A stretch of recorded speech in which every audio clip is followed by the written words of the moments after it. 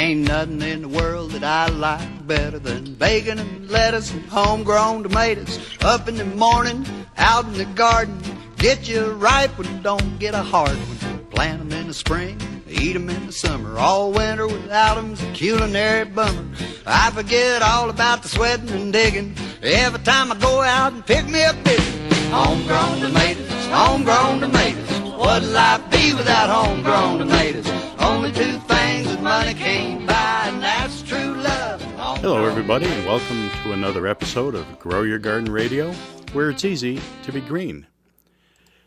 Today we're actually going to be red, not green.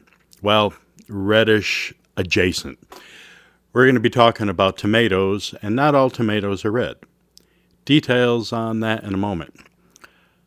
A few weeks ago, I was comparing the growth rates of my tomato plants from my garden up here in the hill towns to that of where some of my plants are growing in the lower altitudes of Berkshire County. At that time, my tomatoes were still green, and theirs were ripe.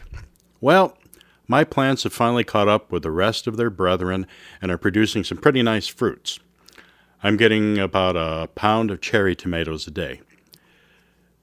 Tomatoes are one of my favorite crops to grow. They're usually extremely hardy, they grow like weeds, and resist quite a few pests. They will usually be fine as long as you have good soil and take some precautions. They will also continue producing fruits for quite a while. Mine have been producing now for about 4 weeks.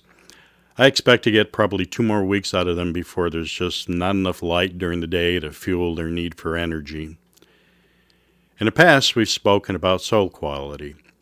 Essentially, a good quality soil with appropriate drainage and a broad, balanced spectrum of nutrients will help support healthy roots and immune systems and the setting of flavorful fruits.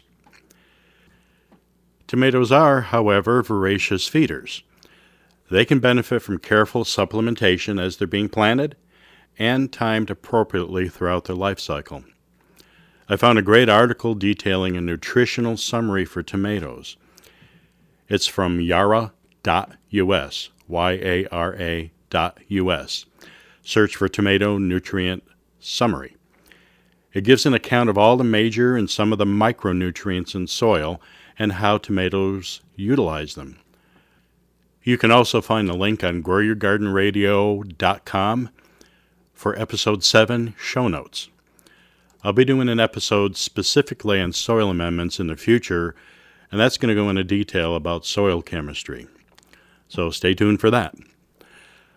Good quality soil depends upon many things, such as proper aeration, good quality compost, crop rotation, and appropriate tillage practices. Tomatoes love light. Be sure you plant in a place that gets as much light as possible during the day. They will love it. Tomatoes also need consistent watering. I find for my soil type, the cultivars that I like, and my location, that 1 inch of water a week is just about right. Your mileage may vary. Consistency is critical, especially after the fruit has been set. Periods of dry weather followed by heavy rain can tend to cause the tomatoes to quickly absorb water and crack the skin. Now, that's not necessarily going to ruin the tomatoes because they will form a little bit of a scar-type tissue and continue ripening. As long as nothing infects the fruit during the time that the scar tissue is forming, you should have a good quality product. It's just going to look a little beat up. So what would you do during the summers when we're having a monsoon in between drought for what seem like weeks on end? Well, for plants still in their vegetative cycle, excess moisture can cause 3 or so basic problems. The roots can rot if you don't have good drainage. Nutrients can be washed away, causing malnourishment. And moisture-loving pathogens like some molds and insects could proliferate. The first problem and second problem are taken care of by having the best quality soil with the most appropriate drainage for your bed type. Moisture-loving pathogens can be mitigated by having adequate spacing between your plants. This allows really good airflow and just keeps everything from growing and where it's not supposed to be growing. And have a good distance between the ground and your first set of leaves. I usually trim leaves and branches off at least 6 inches above the soil. That seems a lot, but this helps prevent the splashing of contaminants from the soil onto the leaves of the plant. Now, I also use a ground cover, and that isolates the contaminants below the cover and don't allow any splashing to occur from the soil to the leaves and branches. I solved the problem of monsoons by using what's called a low tunnel in my raised beds. A low tunnel is simply material that's stretched over hoops inserted into the ground around the plants. Most often you'll see shade covering the plants to reduce the amount of sunlight on very tender crops or to insulate it from light frosts. I use an agricultural quality clear plastic which is light but reduces the amount of water that goes into the beds. So it's basically a really long umbrella. These tunnels allow me to control the water reaching the soil. I've got them set up so that way the plastic can roll up easily to allow rain in when it's needed, and I also roll it up when it's very sunny, otherwise the plants could cook.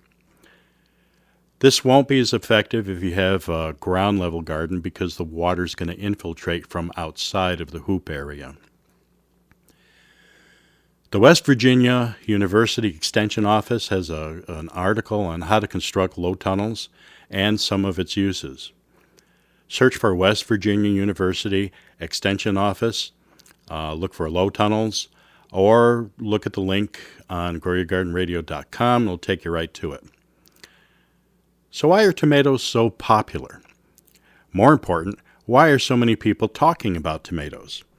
Google Scholar has over 1,700,000 articles with tomato as a keyword, as opposed to, let's say, 800,000 articles on lettuce. Well, first, tomatoes are commercially very popular. They are listed in the top 10 of cash crops in the United States, coming in at about $2.2 billion a year. Now, aside from being easy to grow for the home gardener, they're extremely versatile for the home chef. Some of the major types of tomatoes are beefsteak, Roma or plum, cherry, grape, heirloom, pearl, and tomatillos. Everybody has their favorites for various uses.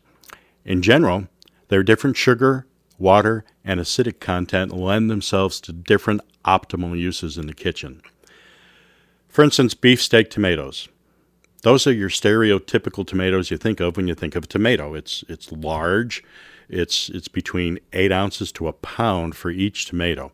It's meaty. It's juicy. It's got great structure for sandwiches, for burgers, and for grilling. It's going to hold up really, really well. One of my favorite ways to eat a beefsteak tomato is simply take it right off the vine, put a little salt on it, and eat it like an apple. And yes, I carry a salt shaker into the garden with me for such emergencies. Don't you? Next is the Roma or plum tomatoes. They're more oval shaped and they look like a plum. Because they're pretty dense and less watery than others, they're excellent for making nice thick sauces, pastes, and they can well. Cherry tomatoes are my absolute favorites. They're small, they're round, they're sweet, they're great for salads, and they're easy to carry around for snacking. I especially like these for salads. Incorporating them into a salad without cutting them up retains the moisture inside of the tomato. This keeps the rest of the salad ingredients from becoming soggy. I'll prepare a couple salads in advance for quick snacks or meals, and all the ingredients stay nice and crisp. Another reason I favor these is that they grow rather quickly and continue fruiting on the same plant until the lack of sunlight or killing frost stops them. So why are people still talking about tomatoes so much? Well, tomatoes are rather controversial. Never would have thought of it, would you? Although they're botanically classified as fruits because they develop from the ovary of a flower and contain seeds, they are legally classified as vegetables in the United States. And no, it wasn't Ronald Reagan's fault. We'll get back to him in a moment. The vegetable classification came out purely because of economic reasons. Follow me on this. If you're planning on being a Jeopardy contestant or play trivia, you're going to thank me someday. The Tariff Act of 1883 imposed a tax on all imported vegetables, but not fruits. As a result, there was a financial incentive to classify tomatoes as vegetables for tariff purposes. In 1893, 10 years later, a tomato importer sued the tax collector of the Port of New York to argue that his tomatoes should be classified as fruits to avoid the tariffs. This went all the way up to the Supreme Court, and the judges unanimously decided that tomatoes should be classified as vegetables. This was partially based on their common culinary use, which is salads, main courses, and savory dishes, rather than as fruits, which are typically used in desserts. This case established the legal precedent that tomatoes are vegetables in the context of trade and tariff regulations, despite their botanical classification as fruits. And so how did Ronald Reagan get tossed that political hot potato, or should I say hot tomato? The USDA wanted to classify ketchup as a vegetable because it was cheap, and if classified as a vegetable, it would fulfill the nutritional requirements for vegetable servings in school lunch programs in a very cheap way. Now, that proposal was shot down by public outcry and nutritionists who made the case that a product such as ketchup that typically has 15 to 20% sugar content was not suitable to be called a vegetable. And they actually had to feed the kids vegetables. Who would ever thought that tomatoes would be so troublesome? Well, that's only the tip of the iceberg. Let us continue on with another sort of controversy, and that's how early do you harvest your tomatoes? I'm sure we've all purchased something that was technically a tomato in the wintertime in a local market that looked beautiful. It was nice, it was firm, it was even shiny. But when you got home, if you were able to cut into it, you found a dull color on the inside and it didn't taste anything like a tomato.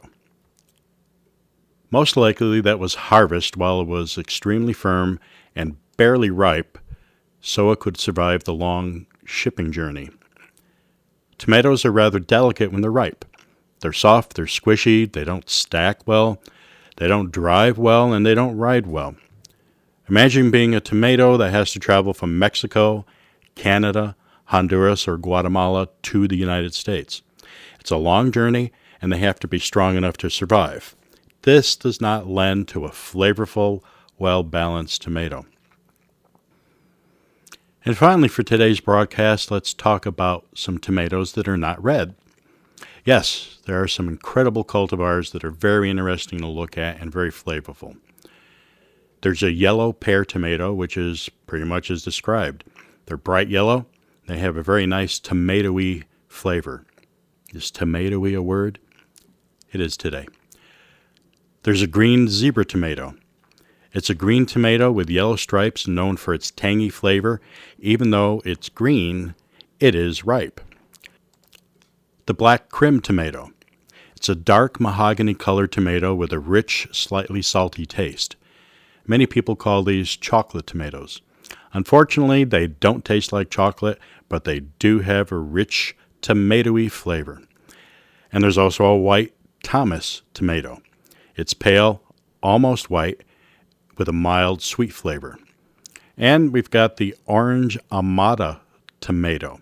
It's a large, vibrant orange tomato that were very sweet. I grew some one year, and they were quite excellent, and they just looked incredible. They're very interesting. Well, I hope you enjoyed this brief look at the vast topic of tomatoes. Hopefully this answers some questions you might have on tomatoes or inspired to try some different cultivars.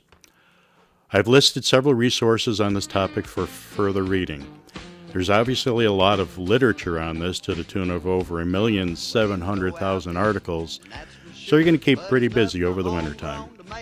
As always, thank you so much for your time and your interest in this show. Go to Grow Your Garden Radio to listen to past episodes, leave comments, or access free show notes and other resources for further exploration. And remember, it can be easy to be green. Homegrown tomatoes, homegrown tomatoes. What'll life be without homegrown tomatoes? Only two things that money can't buy, and that's true love and homegrown tomatoes.